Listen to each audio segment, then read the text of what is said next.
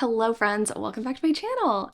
I'm so glad you're here. In this video, I'm going to be reading 3 May new release romances and telling you which ones I think are worth your time. I'm super excited about the books that we're going to be reading in this here vlog. May new releases I think were a lot more scant than April and definitely more scant than June. June is going to be wild. Prepare for that vlog. The 3 books I'm going to be reading are This Summer Will Be Different by Carly Fortune. Haven't had much luck with this author in the past, but I'm hoping that this one changes my mind about her writing. Then I'm going to be reading The Paradise Problem by Christina Lauren. This one I'm very curious about. The synopsis sounds super interesting and I have such mixed luck with Christina Lauren. I feel like it's always worth picking up their books just to see if I'm going to find a 5-star gem or like a total dud. And then a book that I really think is going to knock it out of the park and like be a 5-star potential read is Favorite by Tara DeWitt. I have loved Tara's romances because they're just so deeply romantic and I feel like this one's going to be no exception. The hype for this book is so real, both online and just like in my head and my heart. So very excited to get to this one. And hopefully in this vlog I can find some things that I like. But before I do that, I want to tell you about something that I do not like, and that is my public information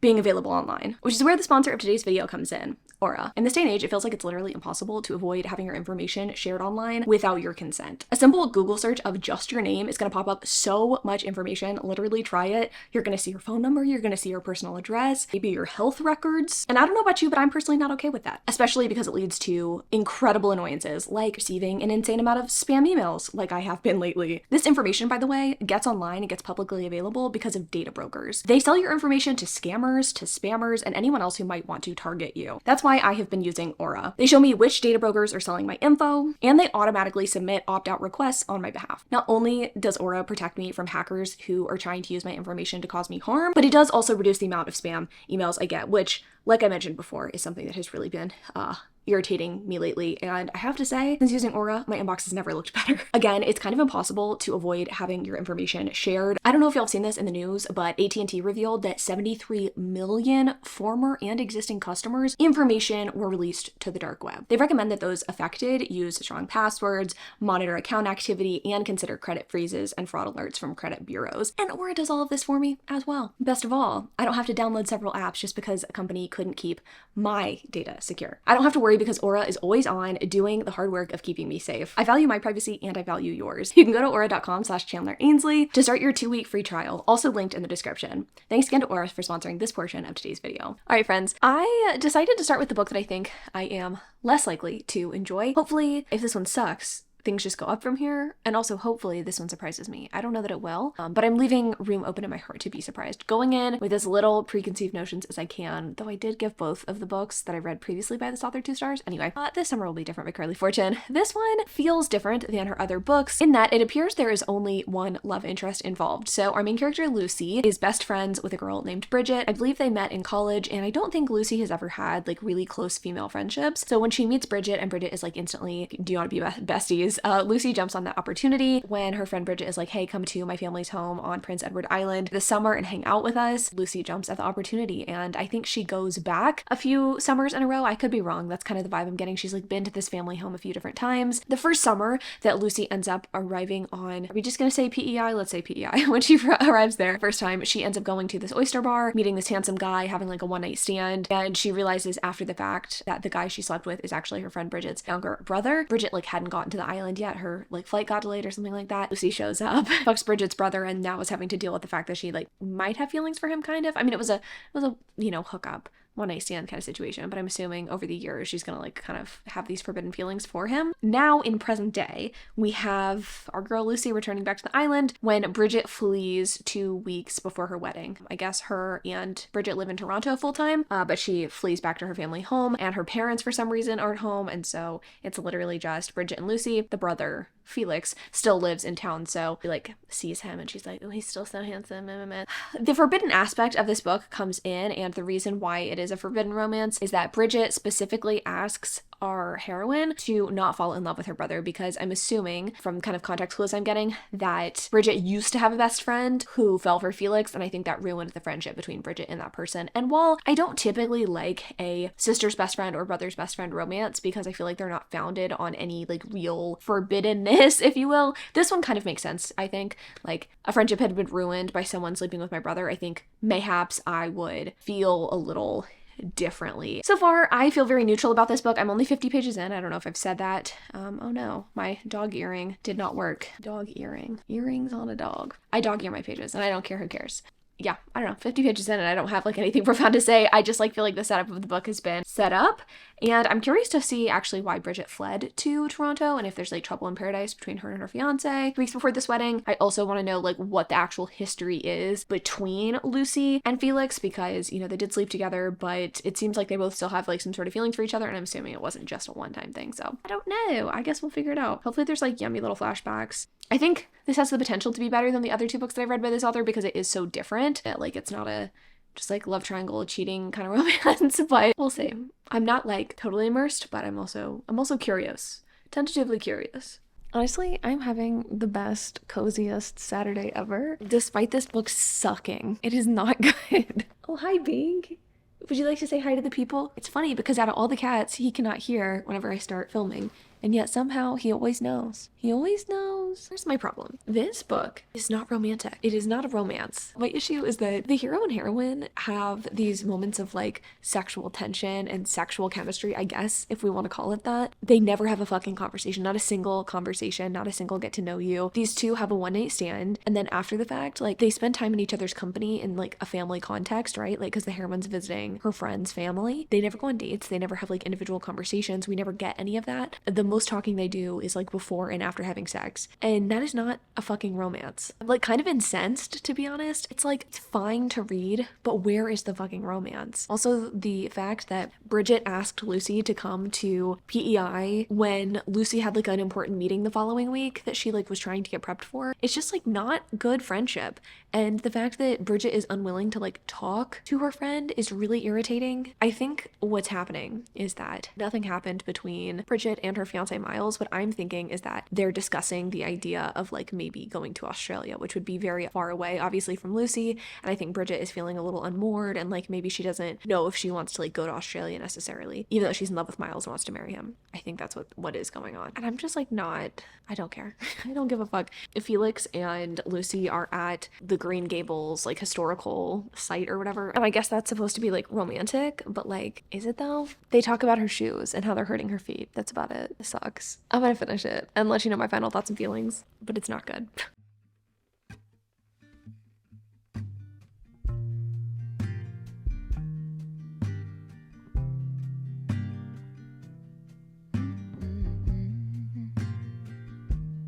Hello, girly pops from my car. Maybe I can film this before a shitload of cars drive by and make a lot of noise. Probably not though.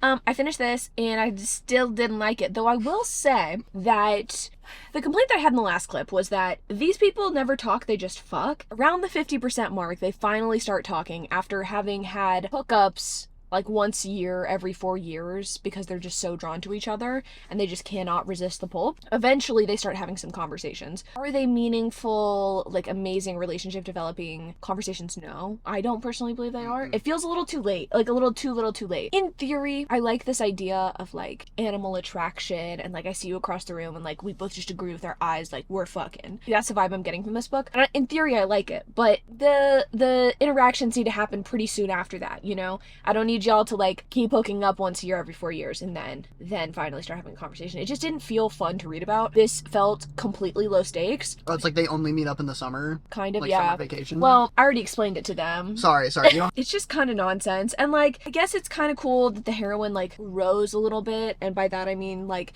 decides not to stay in Toronto and decides to go to PEI and like open up her own flower farm. Like that's cool and shit. Man, you really hit the T's in Toronto there. A bitch is enunciating. Toronto. Okay? She's enunciating. My whole life is flashing before my eyes.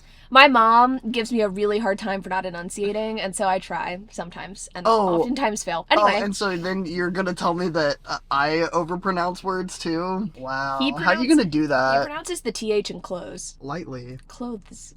It's not that crazy. It sounds that crazy. It goes when you crazy. Do It goes crazy. Because your mouth doesn't work, so you're like, clothes.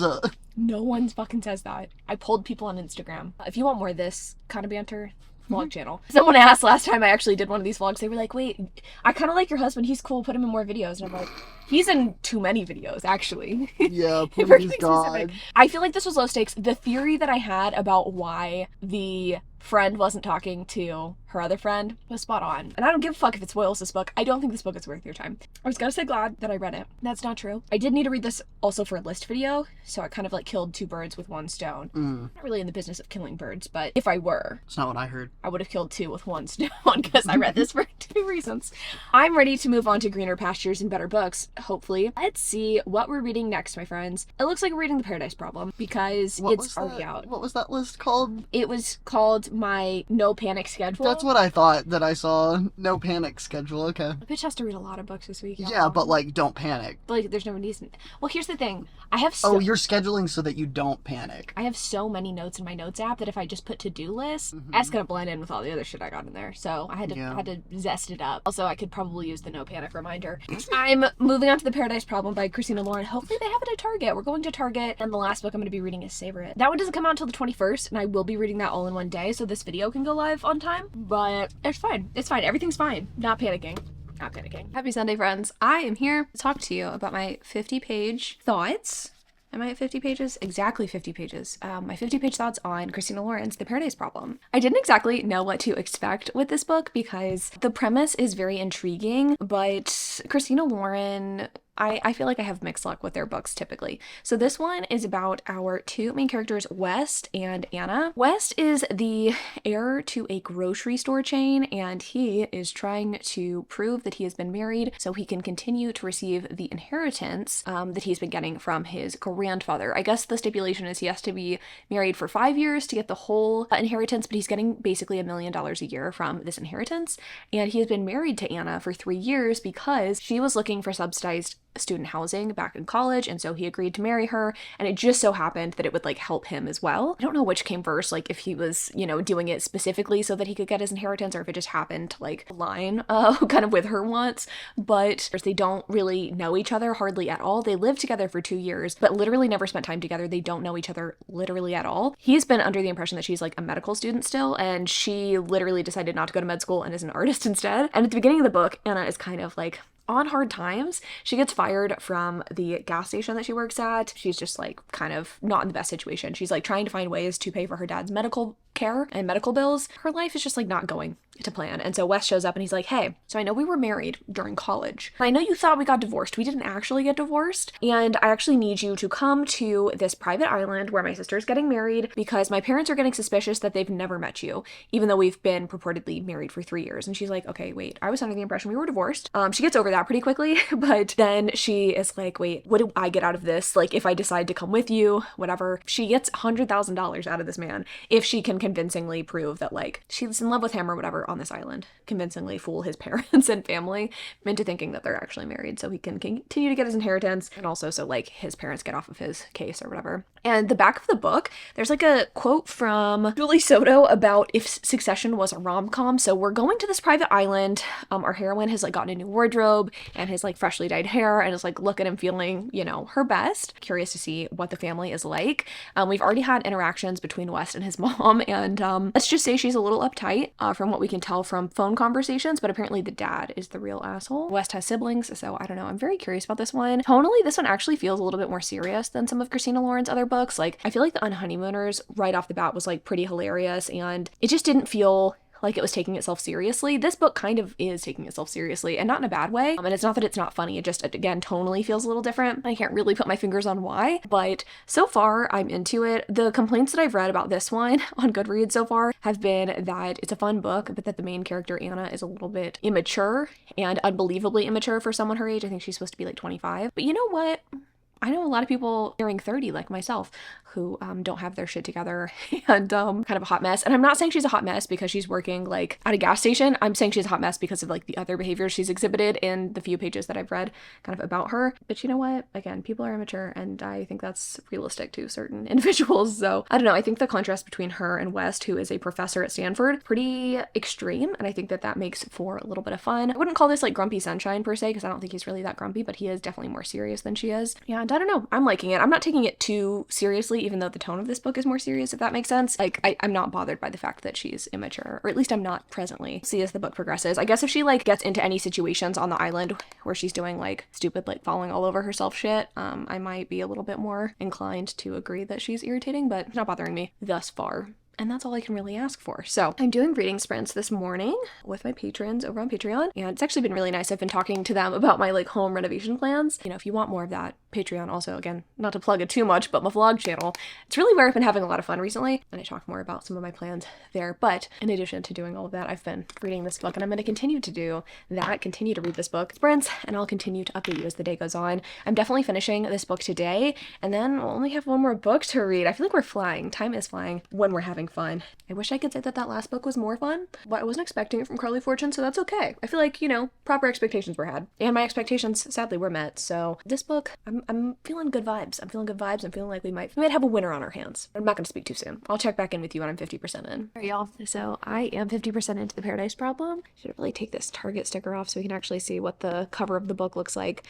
Okay, this is taking me a lot longer to get through than I had anticipated. It's not a particularly long book, but something about it, I just feel like I need to really read every word. Not that I'm like a skimmer necessarily, but it's just taking me a while writing-wise to get through. Mostly because the heroine do be talking a lot. Also think I misspoke about the length of time that these two have been married. They've actually been married for 5 years, and he will get the inheritance later the year that they are going to this island. So like they're going in the summer, and then in September it'll be 5 years, because they were married for 2 years in college and then 3 years after. Anyway, doesn't matter.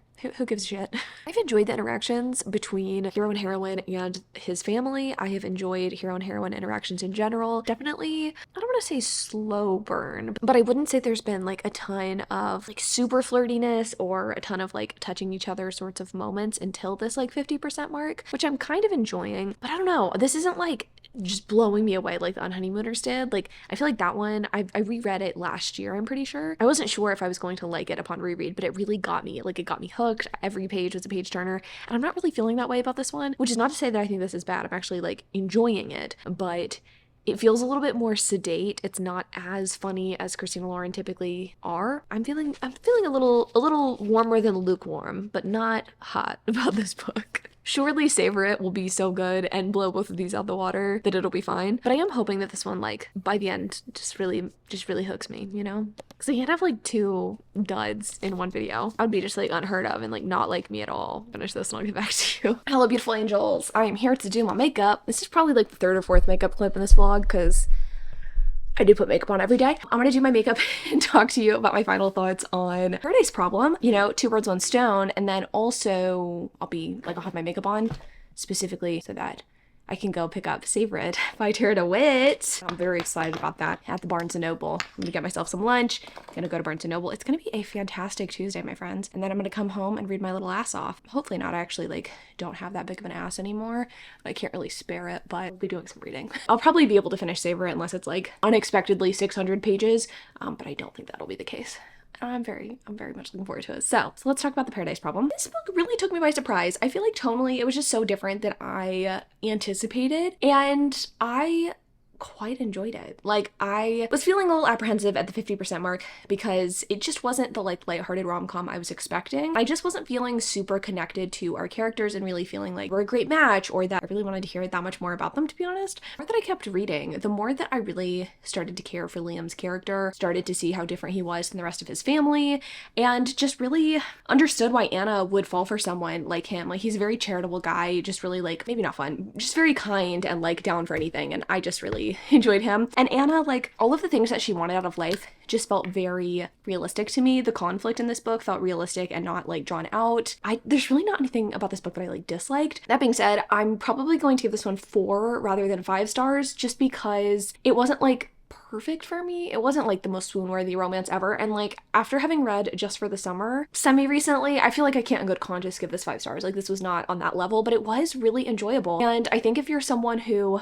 hasn't had the best luck with Christina Lauren, maybe give this one a try, because it just feels different than their other stuff. Also, there are smuttier scenes in this book than in a lot of other Christina Lauren romances, which I kind of appreciated. I always find it kind of weird that they started out writing these like really illicit novels and then moved into kind of the rom-com sphere and when they did that, they seemed to like cut out all of the sex in their books. And I like that they're kind of finding a balance. I've definitely noticed that in their past few titles. Like there's definitely a balance between a little bit of sexiness and then, you know, like a genuinely good romance. So overall, this is a really fun time. And I feel like this one's definitely worth your time in terms of, is this like a summer romance you should pick up? I do think, generally speaking, because I've read quite a few romances over the past couple of weeks, there are definitely ones that are more heartfelt. But if you're looking for something that kind of strikes the balance between having a little bit of emotional depth to it and then also being fun and not too serious, to where it'll like kind of stress you out a little bit, it's a good one. I would recommend it. I think it's fun. So I am gonna finish up my makeup. I mean, I only got through, you know, my foundation. I haven't even gotten through my foundation. Why wax poetic about a book that is good and fun, you know? I feel like I never have as much to say about books I like as books I dislike, because, you know, it's like, it was just good. I don't know what to say. See y'all when I'm back from Barnes & Noble.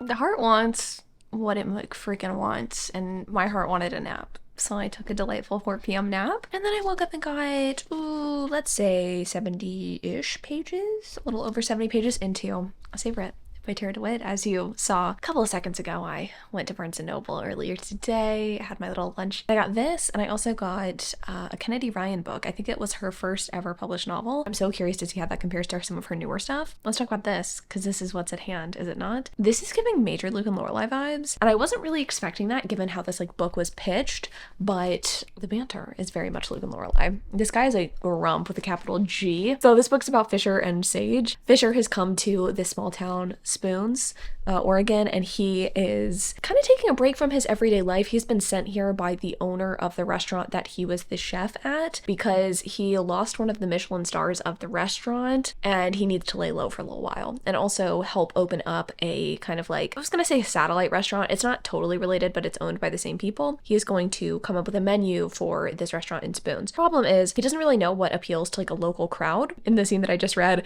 has purchased like caviar, and Sage, the neighbor, amongst other things, sees this and is like, oh dude, no one here is gonna eat that. And so he's like, maybe she can help me like figure out what to feed people here. And Sage is obviously, I was gonna say a townie, that's not really a nice word for her. She is a local who is living her best life, kind of. She owns a home, her childhood home, that she lives in alone with a bunch of pets, and she is a teacher at the local high school, I believe. She is just in a bit of a pickle because boyfriend of 5 years ends up dumping her and getting with her best friend before the book starts. From the synopsis of the book, we know that she is like over this guy, but she wants to beat him in the Festival of Spoons, the town's annual summer competition. She needs a partner to do that, so I'm assuming she's going to help Fisher with his menu, and he is going to help her win this little, you know, competition, this friendly competition. And so far I'm liking it. There's also the complication of Indy, who is Fisher's niece. She's 15 years old and is recently orphaned. I can already tell that she is going to be kind of a problem character, but like in a fun way. She has definitely like wreaked havoc a little bit on Fisher's life, but also, you know, she's dealing with a lot of big emotions, and I can tell that Sage is going to help Indy through that because Sage was also orphaned at 12, I believe, and was like raised by her Hellion brothers. So I'm liking it so far. There's definitely like the quirky townspeople like you kind of get in Gilmore Girls, and again, some of the things that Fisher says are very much giving Luke. I wouldn't say that Sage is totally Lorelai. She's definitely a lot more like mature and grounded, but I'm liking this so far. I will say, and this is definitely, I would say, a me thing. Upon starting this, I was having kind of a hard time getting into the writing. It's not that the writing is bad by any means. I actually really enjoy the dialogue that Tara writes, but I think for me, I've just been reading things that are, I don't want to say really breezy, and it's like I don't know how to articulate the problem, but I've been having kind of a hard time like getting through the book. I don't know, that sounds bad. It's not a lack of enjoyment sort of thing. It's just a sometimes I have to like go back and read a sentence twice to like understand what it's saying, and again, that could partially be a cognition issue on my part, but it could also be a writing thing. So just thought I would point that out. I'm getting into it. I'm liking it so far. So yeah, I think this is definitely a good book to end this on, because I can't see this being less than like 4 or 5 stars already just based on vibes. I was trying to update y'all like once deal had been met or made for the competition thing, but you know, from 70 pages in and that hasn't happened yet. I think it's going to take a little while for that to come in, and I don't think that's going to be like the main plot of the book, but I could be wrong. It's like you're not gonna give the whole plot away in the back of the book, are you? I don't know what I'm trying to say. I should go. And brain looked at, not really. I need to ingest Taco Bell is what I actually need to do. So I will be doing that. I also kind of want crumble cookies. And if I do that, I might pop a little clip in here. I know it's not relevant, but the parasites in me want to put that clip in here. Probably the last time you're gonna see me because so fucking dramatic. They didn't have the cookie that I wanted, and I'm gonna go. I wanted a skillet cookie, and I wanted the new crispy treat. Quisp, have it heal. I think it's warm. Yeah, it's warm. So I got the bracelet. I mean, she looks good. She looks good, don't get me wrong. But I really wanted the skillet cookie. I feel like this happened last time, where like the last time the skillet cookie was here, I didn't get to try it. We'll just come back later this week at some point. I guess. I was having my one, like, kind of, you know. Yeah, but what's the difference between the one, getting the 2 in one day and getting the 2 in different days, you know? That looked gooey. That bite was too big. And then I have crumbs between my legs. Yeah, you should have eaten over the box. That thing is flaking. That thing's flaking like my forehead on a bad day, you know? My forehead on a good day. This is how it be sometimes. Mm-hmm. Dry skin gang. Pretty good. Hey, you like that? Like that shit? I do not like how you're talking to me. There's like some like jizz in the middle too. We just came from like a Taco Bell binge. I did not binge. My food was not good. Just kidding. In fact, I like finished eating and I was thinking like, man, I wish I kind of had more food, and then I remembered that we were gonna go to Crumble. So do I get to taste it or no? Is this just for you? I'll just watch you eat. Did you not get a cookie for yourself? I did. You can taste mine if you want. No. Whenever there's like not a cookie Pookie wants to try, he just gets a milk chocolate chip, which like boring. Okay, sorry, I didn't want the circus animal cookie. The little fucking hand exfoliator sprinkles. I'm just like, I'm not a huge Rice Krispie treat guy. My only problem is that it tastes and feels like nothing. Like it's like kind of like eating packing peanuts, you know? I like homemade ones because they're really buttery. I mean, I could get behind that if there was like a buttery component to it. This isn't very buttery, so it's like fine, but it's like not, you know, doing it for me. I mean, I'm gonna house it, don't worry about me, but a little bit to be desired. The good news is that I have Taco Bell water to wash it down with. Alright, I'm gonna go home and read more of my book and hopefully get to where they fuck. I'm hoping that you'll, God willing, eventually get past this trial. This tribulation that you faced today. What? Not having the skillet cookie. I'm pretty sure like 2 minutes ago you were saying that you were gonna like jump off the bridge about it, so for you to now just be like, what wrong happened? I think it's because life just consistently fucks me down so much, I just have to keep moving forward. Me or a loved one are owed financial compensation after being emotionally tossed around by this book. One page I'm fucking laughing my head off. The next page I'm like gonna cry. And I don't know how she manages to do it, but I am eating it up. I'm just eating it up. This book is so spot on. It's like putting words to things that I have been going through lately. Let me just read you a passage that the one that made me want to cry, okay? When you lose people and you're forced to internalize how little control you actually have, I think in the face of that, it's easy for everything else to feel senseless too. Like, what's the point of pretty clothes or a perfect nice guy or any of those inconsequential things that bring us joy? Why should any of it matter when it's also easily wiped away? I believe it's either that or you decide that everything matters, all of it, all that little shit, everything in the present, and how it makes you feel in those tiny moments because you can't possibly know when it'll all go away. If the result of that sort of caring is what makes me too nice, then fine, but I'm not weak for that. I literally sat down today to film something for my vlog channel about some choices that I have made recently, some like hard things that I'm dealing with, and I literally was talking about I've been avoiding certain choices because I have been worried that I would look weak. That really spoke to me and I needed that. Essentially, the heroine is told by the hero that she's like too nice, or he like pegs her as like, oh, are you just like the town golden girl who's too nice? And that really frustrates her because that's something that her ex told her often, like, oh, you're too nice, you just let people take advantage of you, blah blah blah. Fisher in turn tells the heroine that he was wrong, he apologizes, and also that reason that this guy is a piece of shit is because he was making her feel less than, and that he isn't moving on to someone better but is instead moving on to someone not as cool as the heroine because he couldn't handle someone as cool as her. I don't know, it's just really sweet. I don't know, I just really like this book. I think